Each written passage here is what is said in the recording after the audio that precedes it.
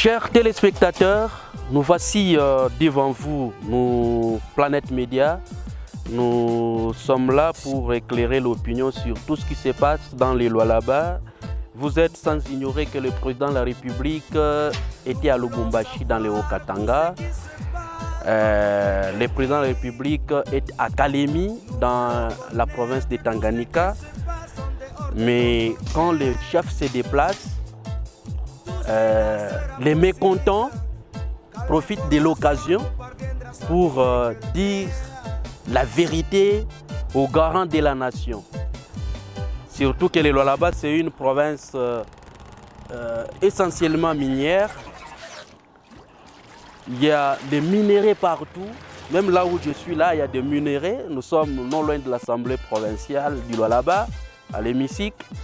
Aujourd'hui ou demain, le lendemain, on peut déclarer un gisement riche ici et les gens seront obligés d'être délocalisés pour être réinstallés ailleurs par une commission chargée de la délocalisation qui est chapeautée au Lualaba par le ministre des Affaires foncières Jean-Pierre Kalenga, que je salue en passant. Voilà, un communiqué. Ce n'est pas un communiqué, c'était une lettre adressée au président de la République par l'ONG internationale Afrique Haute. Dans les communiqués, on a demandé l'implication, sollicité l'implication du chef de l'État concernant les entreprises qui ne respectent pas les processus de délocalisation et réinstallation. Bon, on a parlé de plusieurs entreprises ici, mais ce qui intéresse ou celles qui nous intéressent, parce que nous parlons des entreprises, c'est Tenke Funkuru Mining, une grande entreprise, et Kamoa. Kamoa qui ne veut pas délocaliser les habitants de certains villages. On nous parle de 10 villages déjà. Et ces gens, selon la demande ou la lettre de sollicitation de l'implication de cette ONG internationale du président de la République, dans ces villages, il y a des militaires. Kamoa a fait entrer des militaires pour intimider les villageois parce qu'ils sont villageois, afin que personne ne puisse se tenir debout pour réclamer les droits. Nous en parlons plus. On reçoit ici le communiqué signé par Ampoula Nkumba Emmanuel, qui est directeur exécutif de l'ONG internationale Afrique Haute. Nous recevons M. Balthazar. Avec lui, il est coordonnateur de la société civile. Il vient et il va nous éclairer sur cette question parce que ça fait parler d'elle dans les réseaux, ça fait parler d'elle dans le média. Monsieur Balthazar, vous êtes avec nous aujourd'hui, nous vous recevons. Vous allez bien? Oui, je vais bien. Merci pour nous avoir donné cette opportunité de nous exprimer. Parce qu'en principe, au niveau de la CPD, quand on nous attaque, on répond par le travail. C'est ainsi que même au niveau de Tchaboula, il y avait une ONG qui avait incité la population, soi-disant que la délocalisation, c'est de la manne tombée du ciel. Mais vous pouvez aller aujourd'hui à Tchaboula enquêter. On va vous dire que depuis que la CPD avait été créée, on n'a jamais connu un tel président de la CPD, son Excellence, M. Jean-Pierre Kalenga Mupatay, qui nous donne les instructions et quand nous sommes sur le terrain, on met en application à la lettre de ces instructions pour aider nos communautés. Et quand vous allez aujourd'hui à Tchaboula, vous allez comprendre que, en tout cas, c'est la meilleure des délocalisations que Tchaboula a déjà connue. Et tout ça se passe bien. Et cette ONG a même disparu. Quelle ONG? Bon, je ne vais pas citer les noms ici, mais il faut comprendre que au niveau de la CPD, on n'a pas l'habitude de nous exprimer. Mais aujourd'hui, nous avons décidé de nous exprimer parce qu'on se rend compte qu'il y a des gens qui racontent vraiment du n'importe quoi. Du n'importe quoi en matière de délocalisation. Vous parlez de Tiaboula, tout se passe mieux en ce moment. Ça se passe, il n'y a pas de contestation. Ça se passe très très bien au niveau de Tiaboula. Vous pouvez même aller enquêter et la population va vous confirmer ce que je vous dis ici.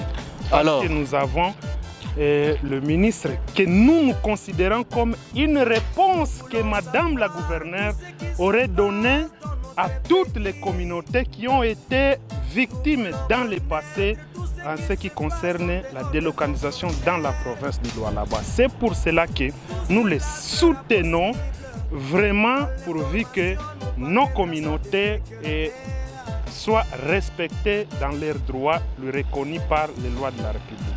Voilà, on peut avancer en train de présenter notre émission parce qu'il y a beaucoup de questions aujourd'hui. Je suis là. Ça fait parler,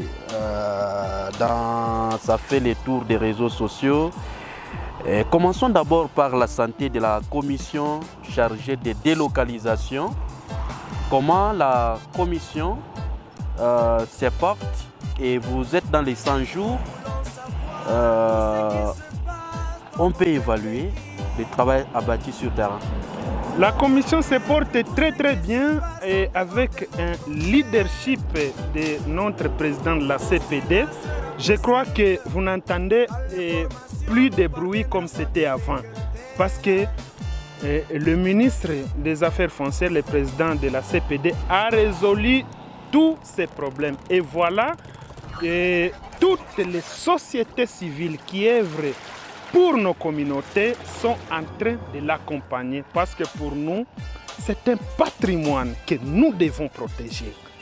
Madame la gouverneure, c'est un patrimoine que nous devons protéger. Voilà raison pour laquelle nous les accompagnons pendant ces mandats pourvu que les droits de nos communautés soient respectés. Vous parlez parce que vous êtes dans la commission? Non, non, loin de là.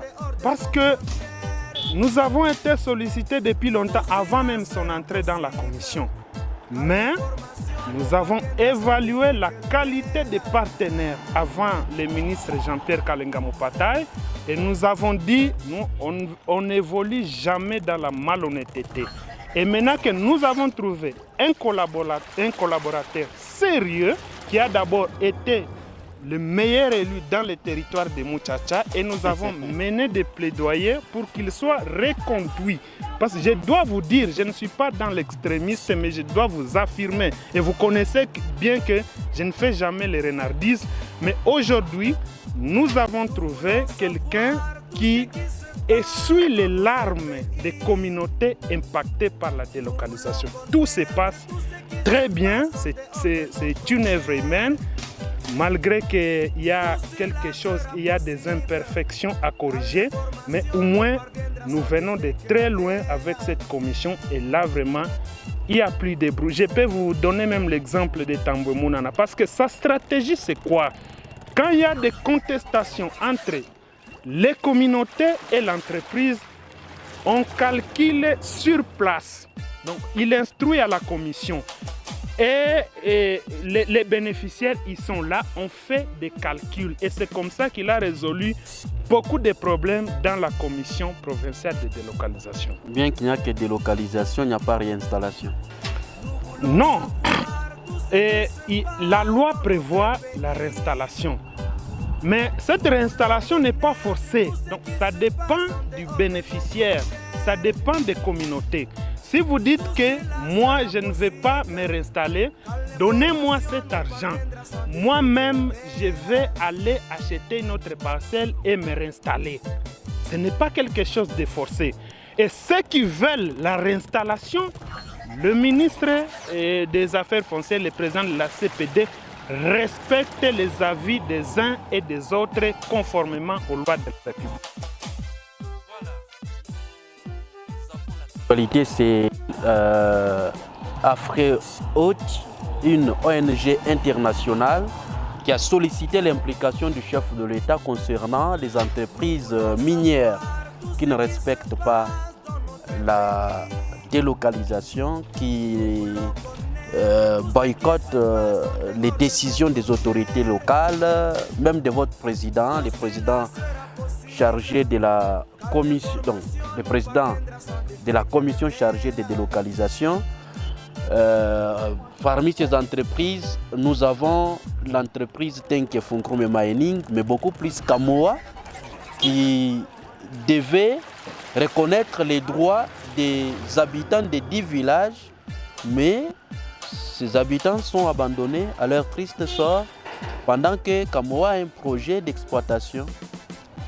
En tout cas, c'est triste comme déclaration de nos collègues d'AfriWatch.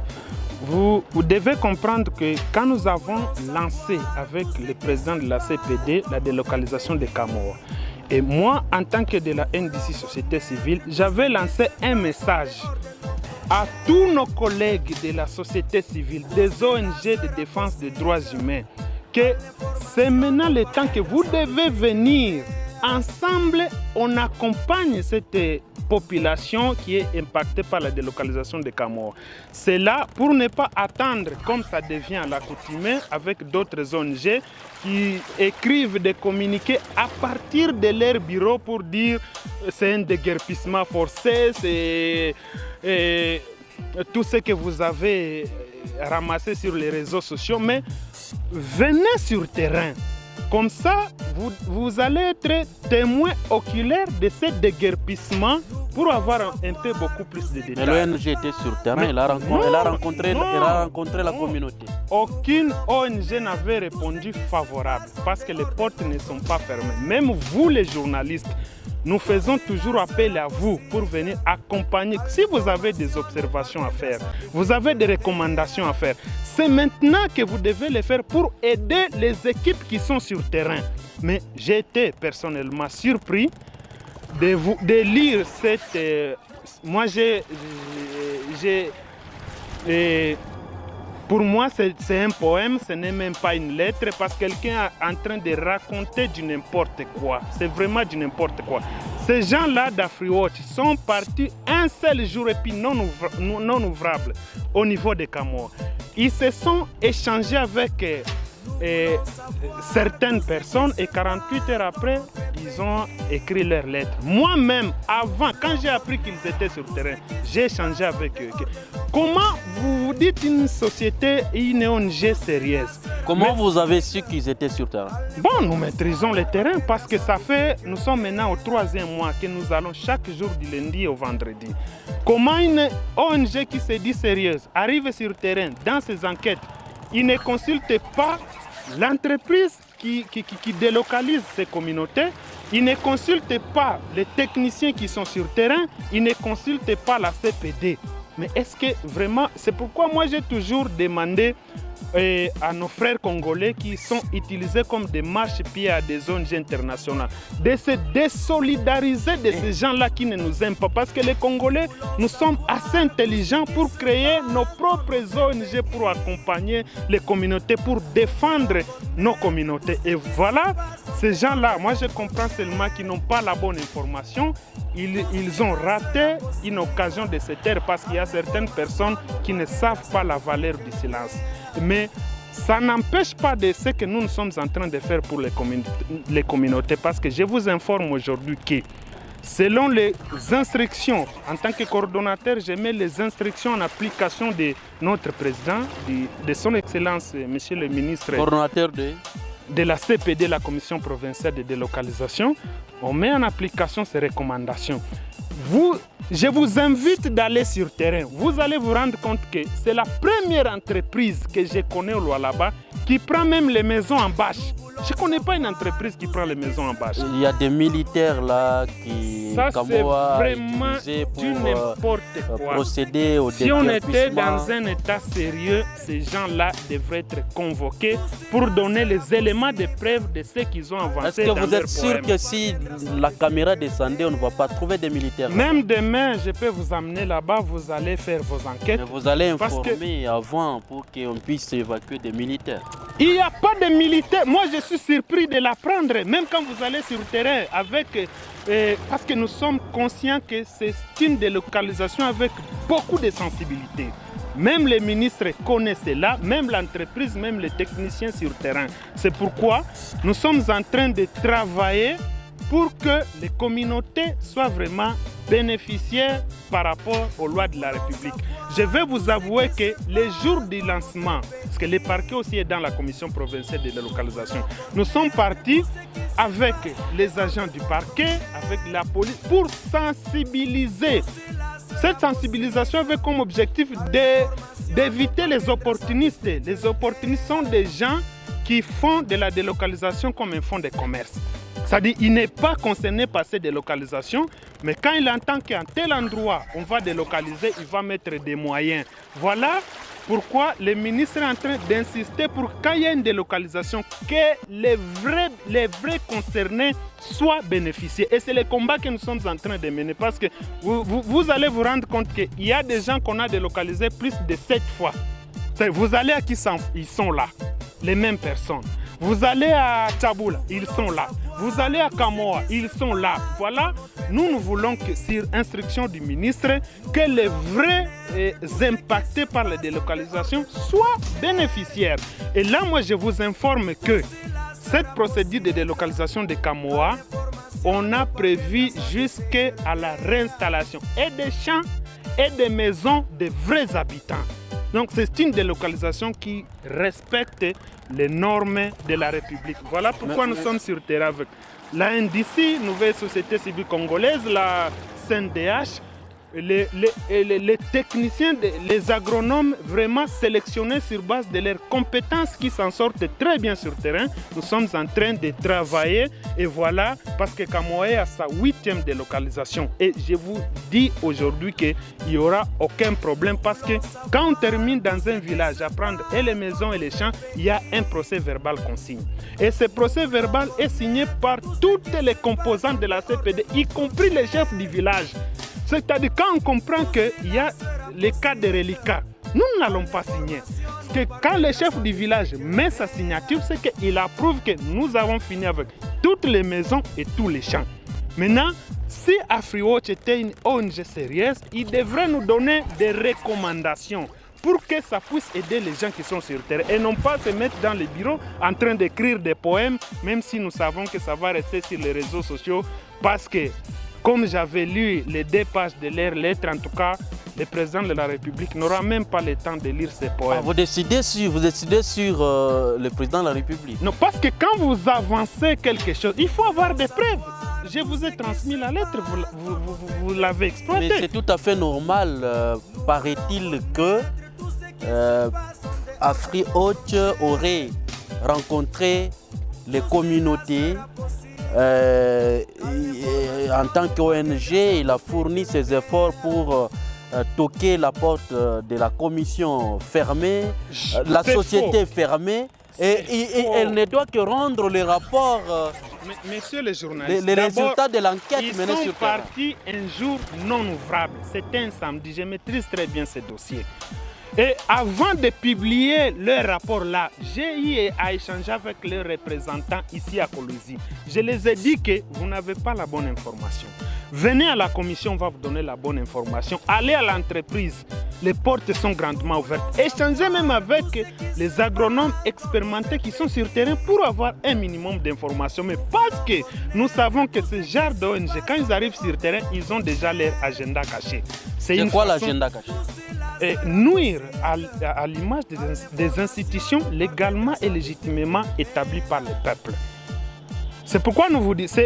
Mais pourquoi vous ne les aviez pas associés depuis tout ce temps? Je vous ai dit que tout au début, on a lancé un message. On a fait appel à tous nos collègues. Les portes ne sont pas fermées. Les vidéos sont là. Nous leur avons demandé de venir sur le terrain pour qu'ensemble, on puisse accompagner ces communautés. Donc vous les maîtrisez bien. Vous connaissez bien l'ONG. Quand même, c'est une ONG internationale. Oui, c'est une ONG internationale et voilà qui utilise malheureusement les compatriotes congolais comme marche-pied. Et ils vivent pour ça malheureusement. C'est comme, je peux vous donner l'exemple, ces genres d'ONG comme par exemple HCR, au commissariat des réfugiés. Ces gens-là, ils vivent quand il y a des réfugiés, et ils ne fourniront jamais des efforts pour mettre fin à la guerre parce que leur institution va disparaître. C'est la même façon que cette ONG AfriWatch avec d'autres ONG internationales qui ne sont là que pour salir l'image des institutions démocratiquement établies. Et comme nous avons compris leur jeu là, on ne les laissera plus faire. Mais pourquoi vous parlez beaucoup plus de la situation des Kamoa, mais dans la lettre adressée au chef de l'État, que le chef de l'État va lire attentivement, AfriWatch a épinglé certaines entreprises en dehors des Kamoa. Pourquoi vous seulement Kamoa? Bon, nous parlons de Kamoa, pas c'est là que nous sommes pour le moment, mais si vous voulez qu'on parle sur la délocalisation de Tenke-Fungo, que je maîtrise d'ailleurs très bien, c'est une délocalisation qui, et au moins, il devrait avancer un minimum de preuves. Que voilà ce que nous avons trouvé, il y a ça. Même si demain je vous amène à Kamoa par exemple, demandez à la population si est-ce que nous-mêmes qui sommes sur le terrain, on n'a pas la protection des policiers, on n'a pas la protection des FARDC comme ils ont énuméré. Maintenant, comment seulement qu'on va contraindre les gens avec... Là, en tout cas, c'est une politique des Kamoa. Non. La police nationale a été invitée, les gens du parquet qui fait partie aussi de la commission de la CPD, ils étaient invités les jours de la sensibilisation. Alors, M. Balthazar, nous tendons vers la fin. Vous dites que AfriWatch a relaté des fausses informations hors la réalité sur terrain. C'est quoi la réalité sur terrain? Brièvement. La réalité sur terrain, c'est que nous accompagnons une délocalisation qui répond aux lois de la République. Une délocalisation qui respecte les procédures légales. Nous avons commencé par la sensibilisation. Maintenant, nous sommes dans l'étape de l'enquête et bientôt nous avons terminé par la réinstallation des champs et des maisons. Vous allez tenir compte aussi des valeurs, des bâtisses, valeurs de tous ces biens? Je vous ai dit ici que Kamoa, c'est la meilleure entreprise en matière de délocalisation. Ça sera Kamoa direct avec la population ou bien ça passe par la commission? Non, la commission provinciale de délocalisation est là. Et la société civile alternative qui a déjà un contrat avec Kamoa en matière de délocalisation est sur terrain. Et ensemble, on forme un tout pour accompagner les communautés. Et c'est ce que nous sommes en train de faire. Pour qu'à l'issue de cette délocalisation, qu'il n'y aura pas de contestation. Parce que ce qui pouvait amener à la contestation, nous donnons déjà des solutions sur terrain. Et c'est ce que je voudrais que d'autres ONG, d'autres sociétés civiles nous accompagnent dans cette mission. Notamment la mission d'accompagner les communautés dans cette délocalisation. Vous parlez de certaines ONG et sociétés civiles. On peut en savoir? Bon, parce qu'il y a beaucoup d'ONG de défense des droits humains en province, il y a beaucoup de sociétés civiles en province. Forcément, déguerpissement forcé ou pas? Il n'y a pas de déguerpissement et il n'y en aura jamais sous la houlette du ministre Jean-Pierre Kalenga Mupata, qui est le président de la commission provinciale de délocalisation. Il n'y en a jamais et il n'y en aura jamais. Voilà, on recevait M. Balthazar. Je rappelle ici qu'il est coordonnateur de la nouvelle dynamique de la société civile, coordination du Lualaba. Il était avec nous pour éclairer sur des questions relatives à la délocalisation, réinstallation, mais beaucoup plus la lettre adressée au président de la République par AfriWatch. Malgré que M. Balthazar est certainement sûr que le chef de l'État ne va pas lire. Oui, pas ça, c'est un poème.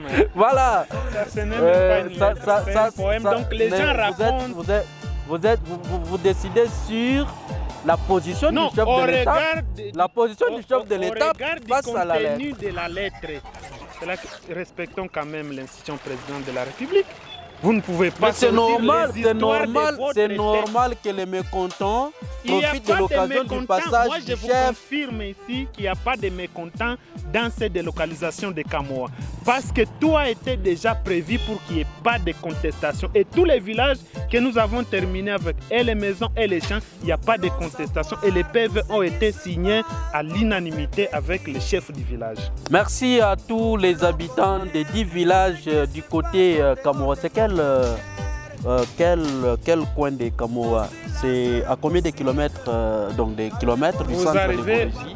Bon, quand je quitte chez moi jusqu'au niveau de la base, c'est pratiquement 70 km. Il y a beaucoup de villages comme des villages Tinde, Josai, Venance et autres.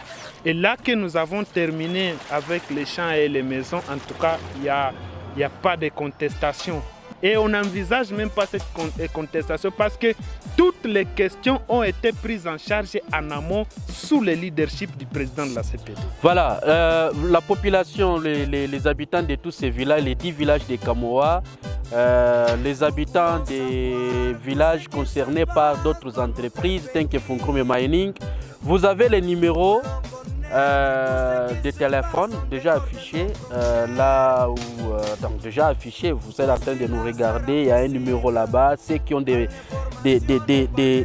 contestations, des répliques, d'autres interventions, d'autres éléments à compléter, je pense que vous allez nous contacter et nous allons vous recevoir sans problème. Mais on recevait M. Balthazar qui a éclairé la lanterne tout autour de la lettre adressée au président de la République, profitant de son séjour par l'ONG internationale AfriHoc.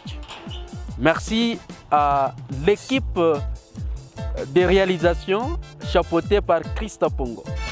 Tout change, tout évolue, seuls les imbéciles ne changent pas.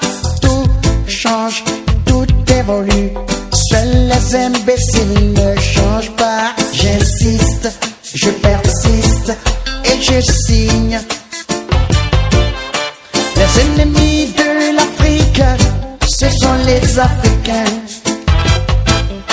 J'insiste, je persiste et je signe. Les ennemis de l'Afrique, ce sont les Africains. Les imbéciles ont décidé d'entrer dans l'histoire. Les peuples baïonnés